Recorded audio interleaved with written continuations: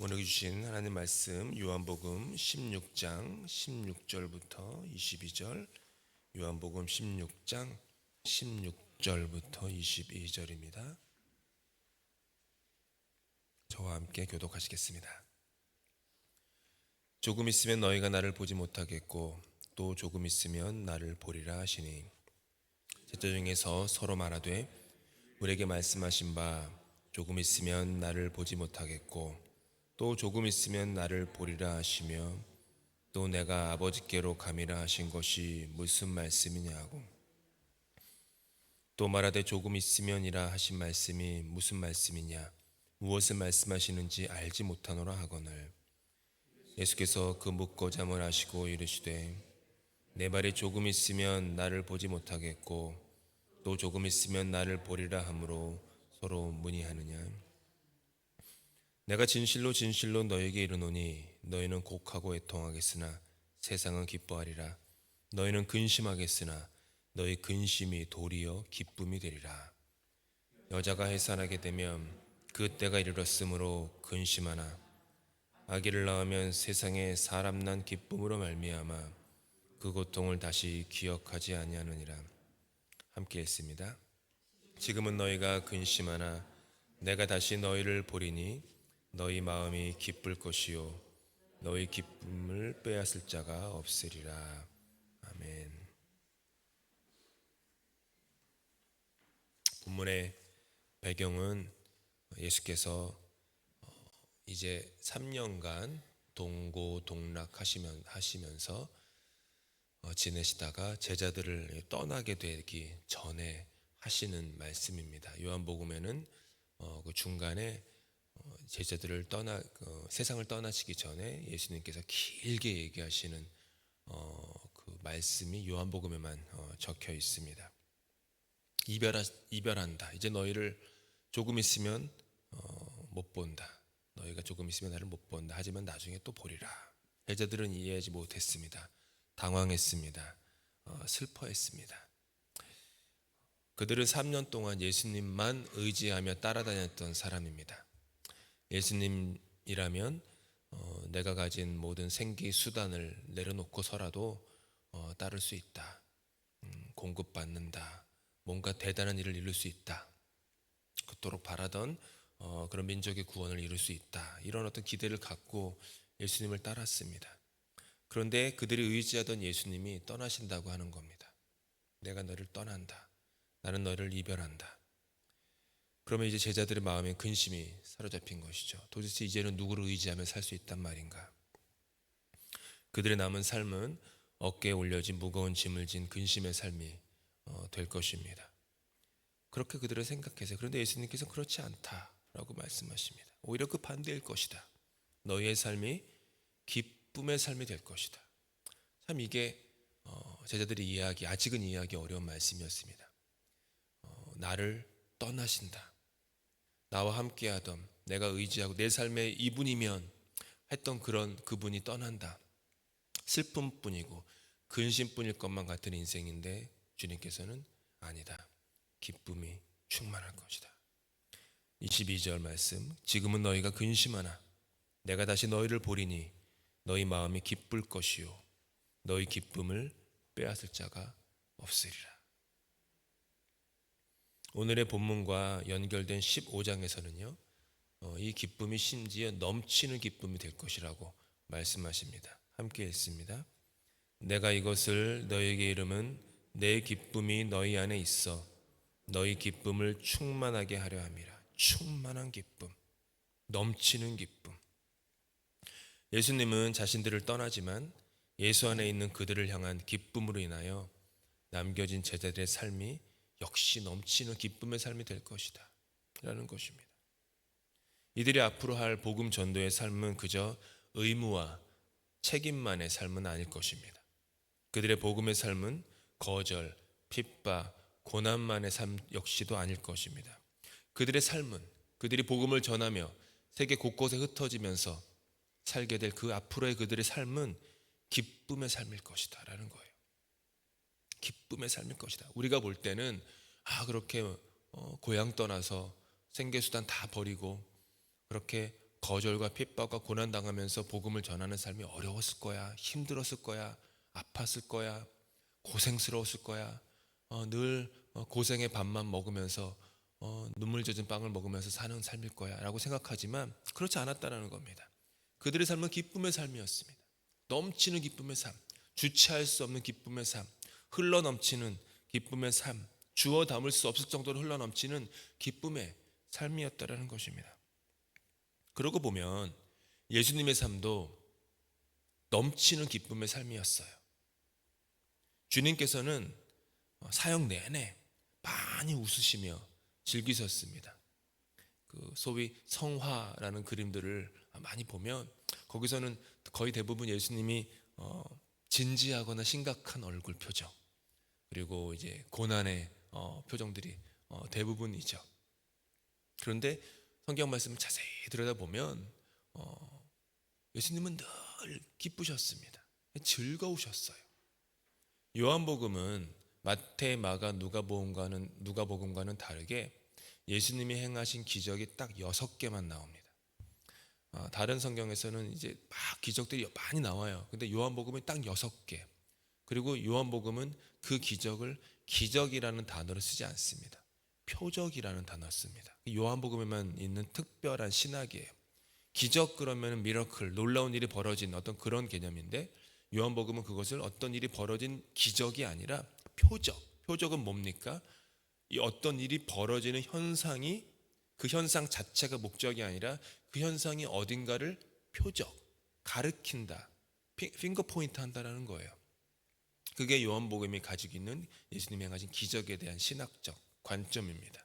그거를 6번 선택해서 나오는데 아시겠지만 그 6번 딱 고른 6번의 기적 중에 첫 기적이 결혼잔치에서 일어난 기적이었습니다. 뭐든지 처음의 것이 그 다음에 이어지는 것들의 성격을 규정하는 법입니다. 첫 기적이 가나의 혼인잔치, 결혼잔치였습니다. 결혼이라고 하는 넘치는 기쁨의 자리에서 우리 주님께서는 3년 동안 이어질 공생애를 시작하신 것입니다. 그분은 사역의 시작이 기쁨이었던 거예요. 즐거움이었던 거예요. 제자들과 함께 기쁨으로 웃고 즐기면서 인류 구원의 사역을 하신 것입니다. 우리는 가나의 혼인잔치에 포도주가 떨어졌더라도 문제라고 하는 것에 집중함으로 말미암아 결혼이 주는 즐거움의 그 배경을 놓칠 때가 있습니다. 우리가 그래요. 우리는 대부분 어떤 삶의 소소하건 크건 이런 즐거움에 집중해가지고 그거를 만끽하기보다는 어떤 작건 크건 그 문제, 이슈, 그것만 먼저 집중하는 거죠.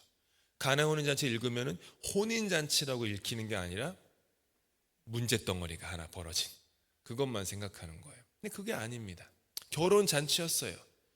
유대인들의 결혼잔치는 우리 한국 결혼식처럼 잠깐 결혼식하고 식사하고 헤어지는 그런 잔치가 아니었습니다. 일주일 동안이나 계속해서 끊임없이 벌어지고, 그리고 그냥 점잖게 앉아가지고 뭐 음식 먹는 게 아니라 막 춤추고 막 풍악을 울리며 춤추고 막 그러는 자리였어요. 밤새도록 노는 그런 자리. 예수님은 거기서부터 사역을 시작하셨고 제자들도 거기서부터 자신들의 사역을 시작하였습니다. 즉 십자가의 사역은 웃음과 기쁨과 즐거움이 넘치는 잔치자리에서 시작하였다라는 겁니다.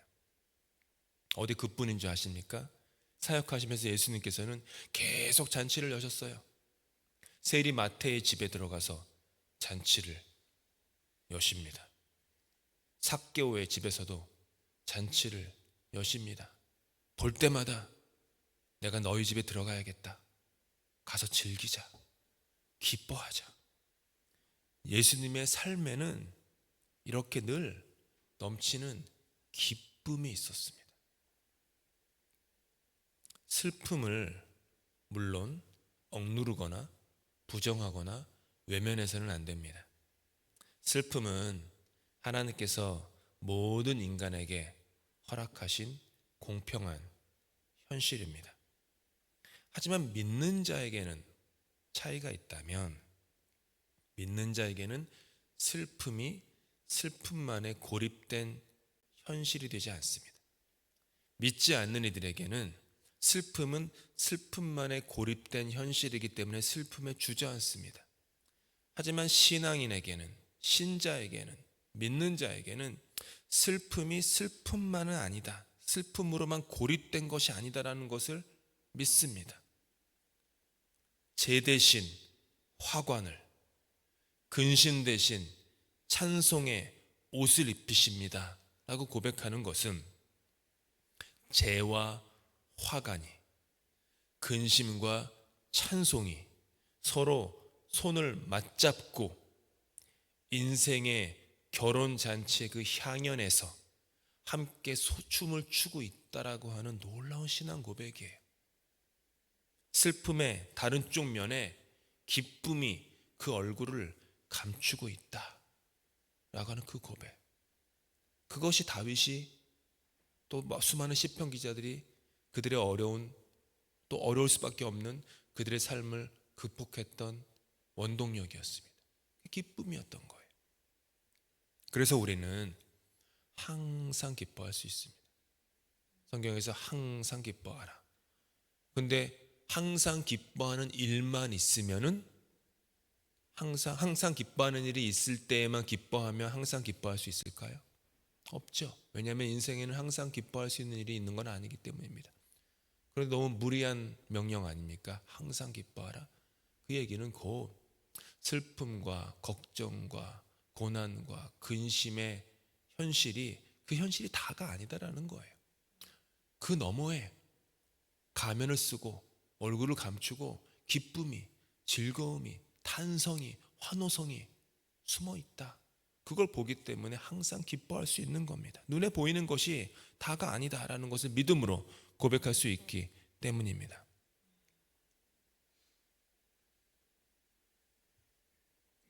그래서 인생에서도 우리는 기쁨으로 살 수 있습니다.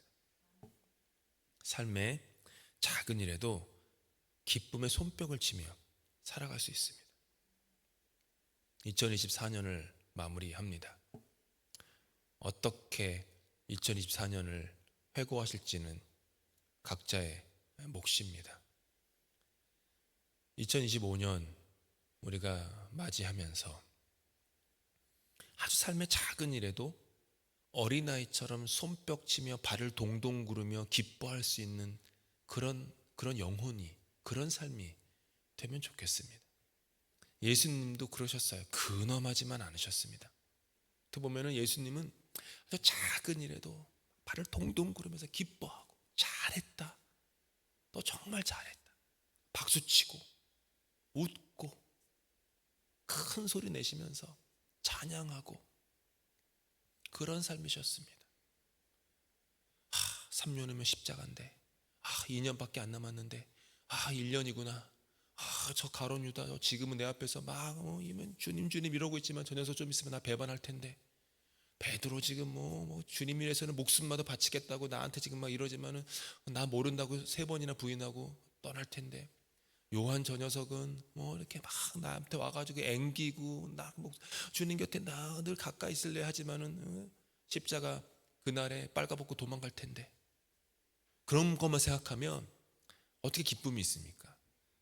근데 주님은 그러지 않으셨어요. 십자가를 아시지만 삶의 작은 일에도 기쁘게 박수치며 웃으며 지내셨다라는 거예요. 헨리 나우에는 이런 얘기를 했어요. 현대사회가 가지고 있는 특성이 있는데,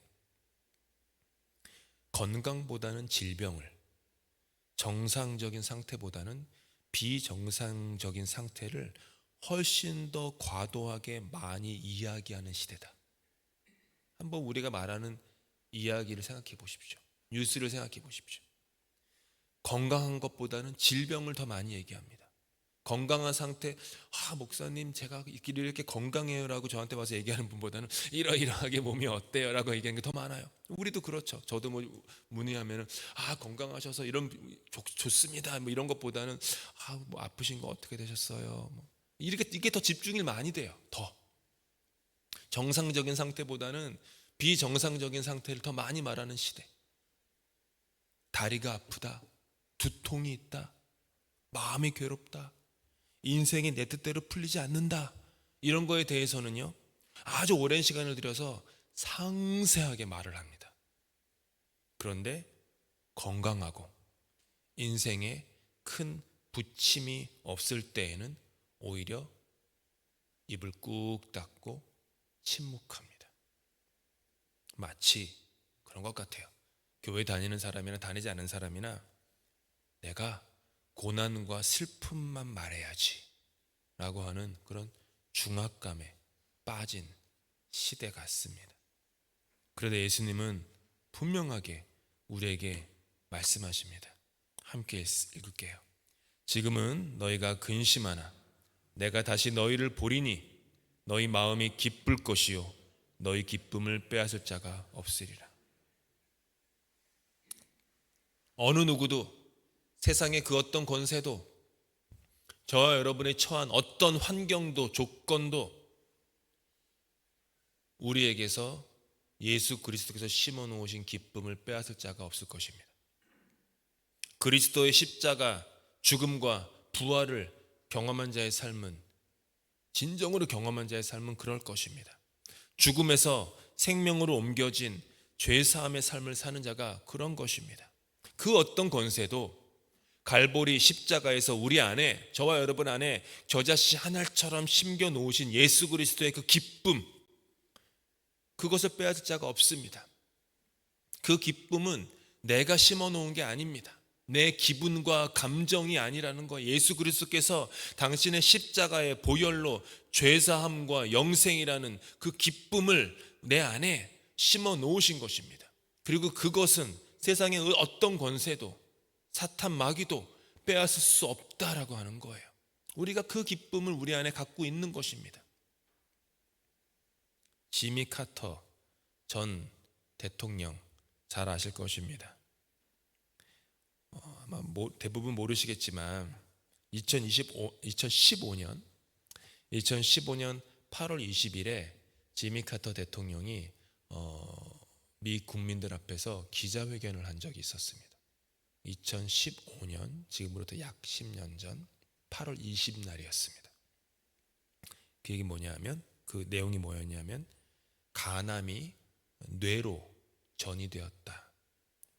그게 이제 기사가 나니까 사람들이 질문을 많이 할 거 아니에요. 걱정도 많이 하고. 그래서 이제 워낙 중요한 인물이니까 기자회견을 하는 거죠.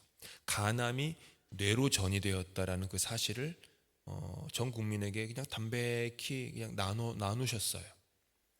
지미 카터 대통령 기억하실지 모르지만은 그 웃음이 좀 넉살 좋은 웃음이 있지 않습니까? 그 넉살 좋은 웃음으로 간암이 뇌로 전이됐는데도 기자들과 농담 섞어가면서 웃으면서 대화를 했어요. 그 가운데 거의 끝날 때쯤으로 기억하는데 이렇게 말했습니다. 무슨 일이 닥쳐오든 나는 하나님의 손 안에서 완전히 평안합니다. 이렇게 얘기해요. 그리고 다음의 말로 기자회견을 마무리합니다. 참으로 멋진 삶이었습니다. 수천 명의 친구들을 사귀었고 신나고 흥미진진하고 기쁜 삶을 살았습니다. 그리고 기자회견 사흘 후에 그는 평소와 다름없이 대통령 퇴임 후 지난 30년간 매 주일마다 했던 그 다녔던 교회에 가서 주일학교 강단에 서서 성경을 가르쳤습니다. 대통령 퇴임 후에 30년 동안 주일학교에서 성경을 가르쳤거든요. 간암이 뇌로 전이됐다. 근데 참 좋은 삶이었습니다. 기쁜 삶이었습니다. 참 즐거운 삶이었습니다. 이렇게 기자회견하고 사흘 후에 교회 가서 주일학교에서 성경 공부 인도했습니다. 그런데 지난 10월 그는 100세가 되었습니다. 아직 살아계시잖아요. 지난 10월이었습니다. 100세 생신이 지난 10월. 그런 삶, 신앙인이 가지고 있는 기쁨의 삶. 내년에 어떤 상황이 우리에게 몰려올지 우리는 알 수 없습니다. 하지만 알 수 없는 것에 마음을 두지 말고 내가 결심해야 될 것에 마음을 두십시오. 주님께서 내 안에 두신 기쁨을 빼앗기지 않을 거야. 라는 다짐. 어떤 환경, 어떤 조건에서도 주님께서 내 안에 두시고 어떤 것으로도 앗아갈 수 없는 그 기쁨을 내가 살아갈 거야. 나는 기쁨을 선택할 거야. 나는 즐거움을 선택할 거야. 웃을 거야. 그렇게 결단하십시오. 누구에게도 어떤 환경에서도 여러분 안에 두신 그 기쁨을 빼앗기지 마십시오. 기뻐하기로 선택하십시오. 그리고 스스로의 영혼에게 명령하십시오.